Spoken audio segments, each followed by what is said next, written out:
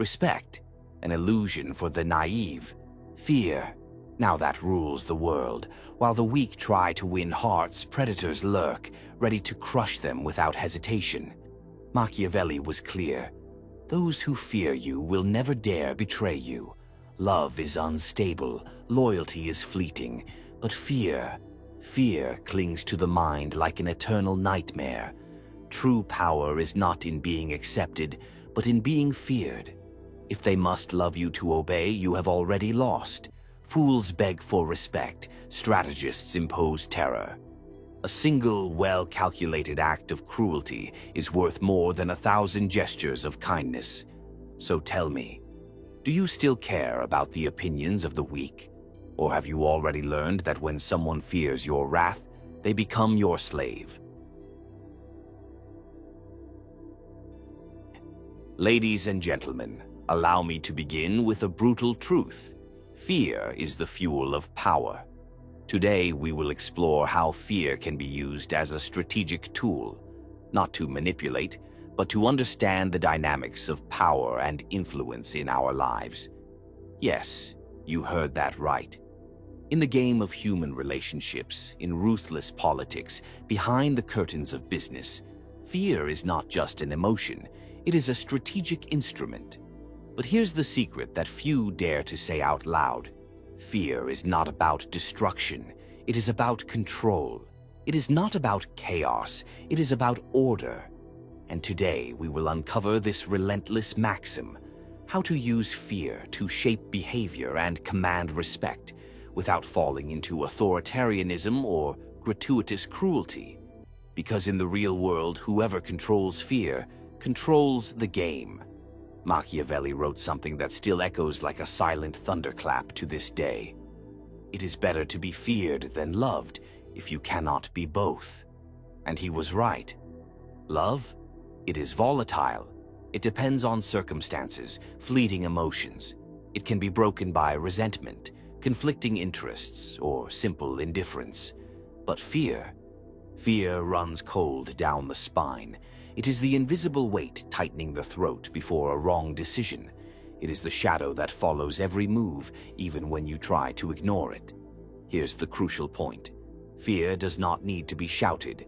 It needs to be felt. A calculated glance, a strategic absence, a word spoken in the exact tone. These are the instruments of those who understand that power lies in uncertainty. And uncertainty, my friends, is the fertile ground where fear grows.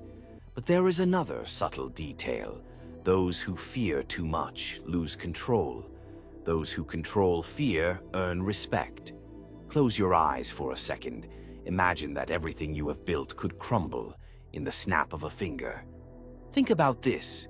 What moves people faster, the promise of a reward or the fear of punishment? History shows us that fear is a far more effective motivator. People can ignore positive incentives, but they rarely ignore the risk of pain, loss, or humiliation. Fear disables reason and activates survival. Great power players understand this instinctively. When people are afraid, they obey, they submit, they do whatever it takes to avoid discomfort. But the true master of power, he doesn't need to resort to explicit brutality.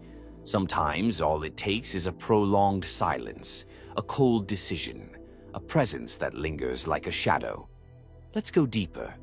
Fear is not just a tool for immediate control. It also shapes long-term behavior. When someone feels fear, they start anticipating your actions, predicting your next moves, adjusting their behavior to avoid discomfort.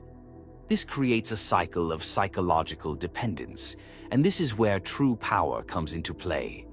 But beware, using fear does not mean being cruel without intelligence. Machiavelli taught us that the prince must be a fox to recognize traps and a lion to terrify the wolves. True power is not in shouting threats.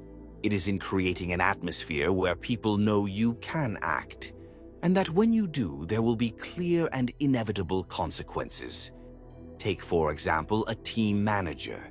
He doesn't need to yell or explicitly threaten his employees. He only needs to make it clear that failing to meet deadlines or goals will have consequences. This expectation creates an environment where implicit fear drives productivity. The same applies to personal relationships. A partner who knows the other values, clear boundaries, may adjust their behavior to avoid conflict. It's not about punishment. It's about establishing unspoken rules that guide interactions. In the 21st century, this has become even more sophisticated. A leader can wield fear without ever raising their voice. Subtle rumors of restructuring keep a team productive. Employees who know that changes can happen at any time tend to work harder to secure their position. A politician hints at investigations and silences opponents. The veiled threat of exposure or retaliation can neutralize critics without direct confrontations. On social media, a carefully worded phrase can create a storm of uncertainty. Public cancellations, rumors, or insinuations can generate a climate of fear among those who dread becoming the next target. Fear works best when it is implicit, when its presence is felt, without its source being seen.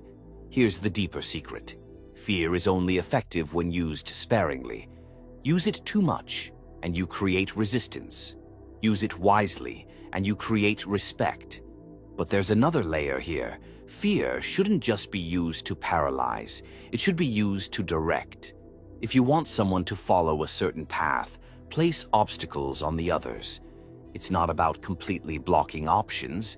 It's about subtly guiding them where you want them to go. For example, imagine a business leader who wants his team to adopt a new technology. He can create barriers to the status quo, such as reducing resources for outdated methods or publicly highlighting the benefits of the new approach. The fear of being left behind or seen as obsolete can motivate employees to embrace the change. Here's the cruelest secret. Fear is only effective when people believe you are unpredictable, but fair. If you are predictably cruel, people learn to work around you. If you are predictably kind, they lose respect. True power lies in the balance. Show that you can act decisively, but never reveal all your cards. People should think twice before challenging you. They must fear your reaction, because they never know exactly what it will be. Nietzsche once said, "He who fights with monsters should see to it that he himself does not become a monster." But here's the key. You don't have to be a monster to inspire fear. You only need to be someone whose decisions are unquestionable, whose power is inevitable. Want examples? Stalin was such an intimidating figure that merely mentioning his name evoked fear. He used silence as a weapon, and that spoke louder than any scream. Jeff Bezos doesn't yell or intimidate. He inspires fear through obsessive excellence. At Amazon, everyone knows that if you can't keep up with Bezos' relentless pace, you'll be left behind. And that is fear disguised as progress. Steve Jobs created an environment where everyone knew that failure was not an option. He inspired fear not with threats, but with impossible expectations. Elizabeth I of England ruled with a combination of charm and ruthless authority. She understood that to maintain control, she had to be seen as a divine figure, untouchable yet mortal. Have you ever noticed how silence can be more terrifying than 1,000 words? When a leader remains silent, he creates a vacuum, and vacuums are filled by people's imagination. They begin to fill the empty spaces with assumptions, hypotheses, catastrophic scenarios.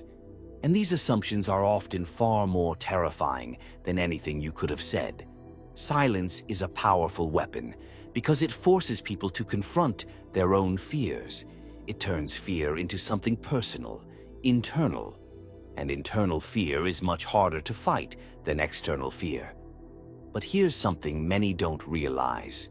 Fear doesn't have to be negative. It can be used as a positive motivator. For example, think about the fear of regret. Many people work hard not because they fear punishment, but because they are afraid of looking back and realizing they wasted their opportunities. This type of fear, the fear of not reaching one's potential, can be a powerful force for personal and professional growth. A great leader knows how to channel this fear. He turns it into a narrative of purpose and progress. He makes people believe that if they don't act now, they will lose something valuable, whether it's an opportunity, a dream, or even their own identity. Another example is the fear of disappointment. Parents, teachers, and mentors often use this form of fear to inspire their students to give their best. It's not about punishment, but about creating an emotional connection that drives action. Fear doesn't just affect behavior, it shapes identity. When someone constantly lives under the shadow of fear, they can internalize it, making it part of who they are. This can be either destructive or transformative. For instance, the fear of failure can paralyze a person, preventing them from taking risks and growing. But when channeled correctly, that same fear can fuel the pursuit of excellence. The difference lies in how fear is managed, both internally and externally. Remember, fear makes others bow. Use it to your advantage, not to destroy, but to shape, not to oppress, but to influence, because in the game of power, whoever controls fear controls destiny. But here's the greatest challenge. Are you ready to face your own fear? More often than not, we are the ones who limit ourselves, afraid of failure, judgment, or the unknown. Overcoming this is the first step to mastering the fear of others. So, I challenge you. The next time you face a difficult decision, ask yourself, am I being driven by fear? And more importantly, am I using this fear to my advantage or against myself? If this video made you reflect on how fear influences your life, share your experience in the comments. Or if you want to learn more about leadership and power, subscribe to the channel and check out our upcoming content. Now I ask you, do you have the courage to use this? Or will you continue to be controlled? I want to hear your perspective. See you next time.